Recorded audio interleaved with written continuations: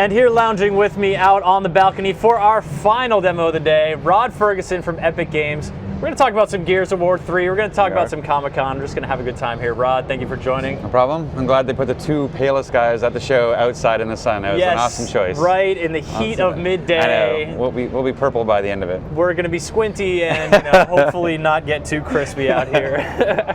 So, Rod, Gears of War 3 is at Comic-Con this year. It is. And you guys had like a big old party last night.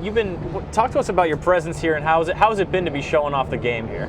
Oh, it's been great. Like Comic-Con for us is just so awesome because you do all these press events like E3 and those sorts of things, and it's one kind of audience. But when you get here and you're actually talking directly to the fans, the energy that comes from them, that you take it with you. You bottle it up. You take it with you for the rest of the year for the next one. And this year we had the biggest room we've ever had. We had over 2,000 people sitting there. Yeah. So our panel just kind of blew up. When you walk on stage and you hear that crowd, and you show them a video, you show them a feature of the game, and they just blow up. It's just. Yeah, it just totally charges you up. They're super psyched about it. Yeah, exactly. So it's been. So for those who who weren't among the lucky 2,000, what kind of stuff were you highlighting during the panel?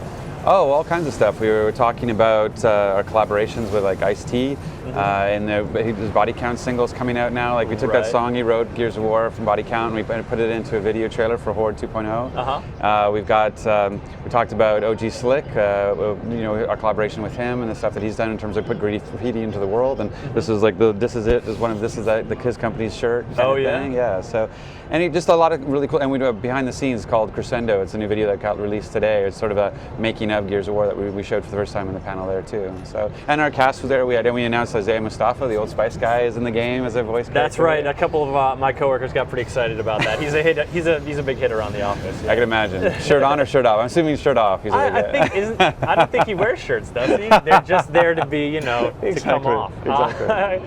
Very cool. All right. So you had the panel, and now.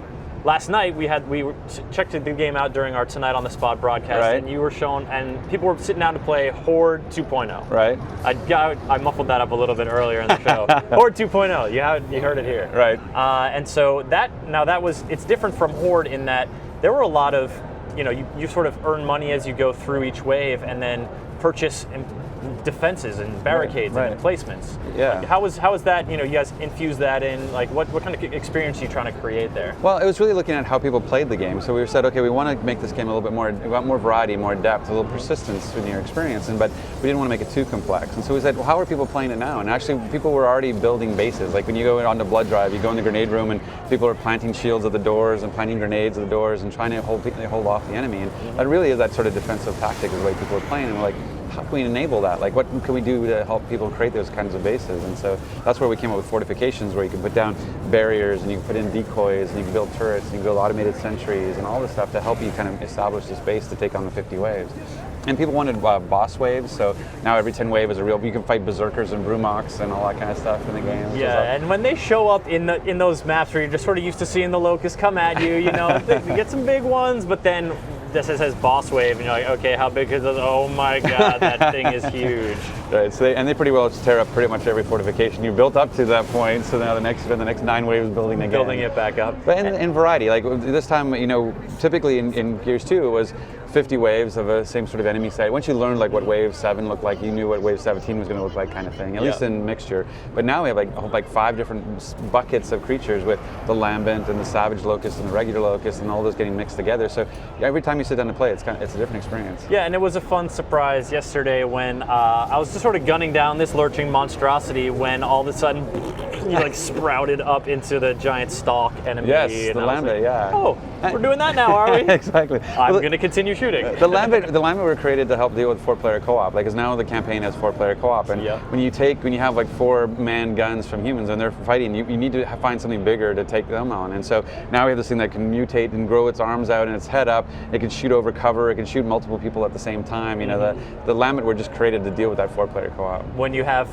4 times as many or twice as many guns, leverage, you need something that's going to present a bigger challenge. Absolutely. And that's why the Silverback is something that you saw earlier in the demo that's been playing. Is our mech suit is one of those things too that we said, oh, if the Lambent are going to take it up a notch, we got to get the human technology to take it up a notch, and we created this exoskeleton suit with the chain guns on it to go around, stomp around, and blow away things. Now, you touched on something earlier that I really like about the sort of Gears of War 3 development process, and that was, you guys are observing how fans are playing Horde, and then sort of adapting to work their strategy into your gameplay to help it inform it and help it expand it. You sort of, when we talked to you about the multiplayer beta, you sort of had that same philosophy. How do you feel has that been different for Gears of War 3 as opposed to previous? Have you had more time to do it because you guys are now, coming in September, you've had a little more breathing room? Yeah, the extension from April to September has been huge from a polish perspective, being able to be a lot more receptive to a lot of those changes, because you have to get to a certain point where you say, okay, now I can actually you're getting feedback on things that you think are quote unquote done, and then you're actually getting, as opposed to in development. It's like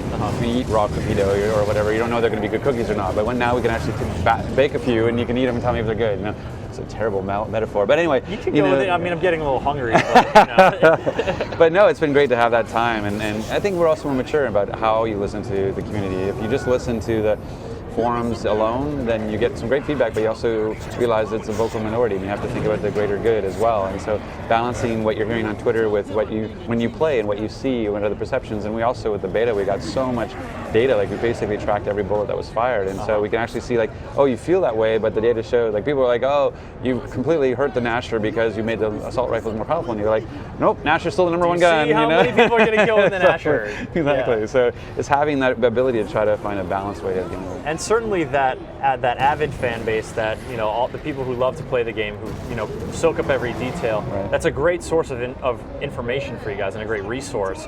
But Gears of War is a very big franchise that like people who aren't even that familiar with games, they know it. And so for people coming to Gears of War 3 who maybe don't know how you have changed the Nasher throughout the process of the multiplayer beta.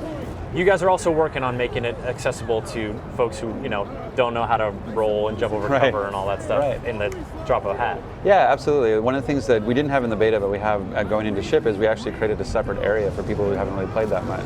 And so we actually will go back and look at what achievements do you have in Gears 1, what achievements do you have in Gears 2, how much did you play in the beta, and based on that we'll graduate you out of that area where you can't get in even if you wanted to, or if you haven't done any of those things, then you'll get to play in this area with people like that. And so it's kind of, I refer to as sort of minnows and sharks, is that if you're a minnow, you want to play with other minnows, but if you're a shark, we want you out of that pool to go play with the sharks. And then try to make that works way better than the cookie dough. I know, isn't it? I should have stuck with minnows and sharks earlier too. I'm not good at those. So. That's all right. But anyway, so it's that kind of thing. And it's the same thing. Like I asked somebody who didn't play Gears 2, and I said, well, why not? And she said, well, you don't have aim assist. Like I like to play casual games, and when I pull the trigger, I want it to line up on the enemy, and you don't have that. And I'm like, wait, so the only thing stopping you from playing Gears right now is that I don't line up on the enemy when you press the left trigger? And she goes, yeah. And I'm like, done. And so in Gears, make that happen. Yeah, so in Gears 3 on casual in the campaign, when you pull the trigger, they'll line up on the enemies for you. Because it's just about, we feel like Gears 3 is the best version of Gears we've done, and it's the best one to get into. If you haven't played it, like you said, I think it's known and respected, but not everybody plays it. Yeah. And so what we want to do is say, like, hey, just because you feel like maybe you're a little bit behind on the story, because we've even got a previously on Gears of War, cinematic to catch people up. Yeah. We don't have Jack Bauer saying it, but it's it's that kind of thing. It's like, here, let's catch you up real quick in the story, because if you haven't played before, this is the version to get in. Okay. Now, we've talked about sort of changes you guys have implemented as a result of feedback. That that aim assist one, boom, done. Or inserting the sort of the barricades and the purchasable emplacements in Horde 2.0. Have there been stuff through the development process that you guys have had in there and you've been like, yeah, this is cool, we like this, but then feedback and player data has shown that's not really working for you, and you had kind of had to part with something you liked about it, or these changes that are, I guess, changes that are tougher to make? Right. Well, one of the great things is we had the ability to play with Gears 2. So what people didn't know really near the end of the last, when we were in the development, we decided to use Gears 2 as a test bed of balance changes for Gears 3.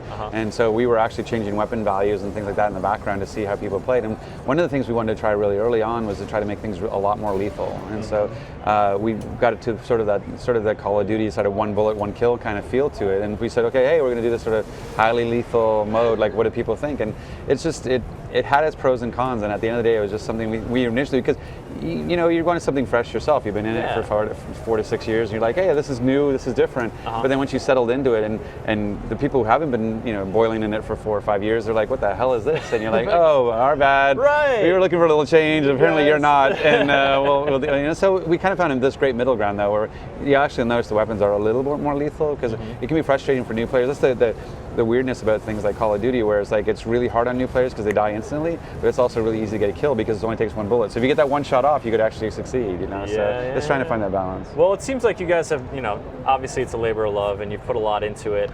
Your presence here at Comic-Con, before, as we wrap up, you guys, you had an event last night, but you've got something else coming up that you wanted to mention. Is that right? We're doing tomorrow and Saturday. We're doing the Nerd HQ thing. We're doing a conversation and a signing, and it's a charitable thing. So to get in, it's like $20 to register, and it's very intimate. So it's going to be like there's like 3 or 4 cast members, and Cliff and myself and our cinematics director Greg Mitchell, and we're going to be there. Like 150 people can get in, and it's all for Operation Smile. And we've got our new Gears of War exclusive shirt, which is an anchor with the gear inside, and all that stuff goes to charity, so it's a great cause. And people can find more information about that? Oh yeah, just head to our Facebook page. You'll also see our Paul Jr. War Trike that was revealed last night as well, which and was hopefully awesome. Is that picture you showed me of you on the War Trike? I think there's one with just the War Trike without me, but you got to get yourself up there, man. I want to see you striking the pose. And the episode's the opening night, so the night we come out, the September 19th, the American Chopper is going to have the Gears episodes, and it's actually a 2-parter, so you get to see the whole thing getting built. All right, so say that date again. When is the game coming out? That's the September 20th, so midnight launch. We're hoping for big things. But September 20th, exclusively on Xbox 360. Rod, thank you so much. Before we get drowned out by the drum parade back here, give me a handshake, and thank you for closing out our show here at Comic-Con 2011. Gears of War 3, folks. Look forward to it in just like a month and a half. That's really close.